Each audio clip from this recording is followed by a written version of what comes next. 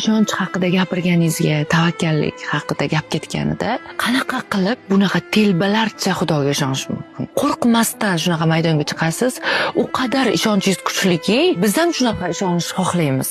Biz ham yaxshi ko'ramiz Xudoni, biz ham ishonamiz, lekin nega qadam bosmaymiz? Sizdagi tentakona ishonish uchun nima qilishimiz kerak? Bu ishonch qayerdan deydi? Faqat tajribalar javob beradi deyman. Xudodan boshqa ishonsam bo'lmaydigan vaziyatlar juda ham ko'p bo'lgan hayotimda. Bundan dahshatlarini yashab o'tganman-u, unda ham meni Xudo qutqargan-u, hozir qo'rqamanmi deyman. O'ldim degan joyimda yashab ketdim-ku, o'sha ishonch to'planadi, tajriba bo'ladi va pechatlanadi. Ha, bu to'g'ri degan narsa. Lekin ko'pchilik Xudo borligini biladi, his qiladi, ishonadi, namozlarida, hamma joyda xushulari bo'ladi. Yashashga kelganda xuddiki Xudosi yo'qolib qoladi.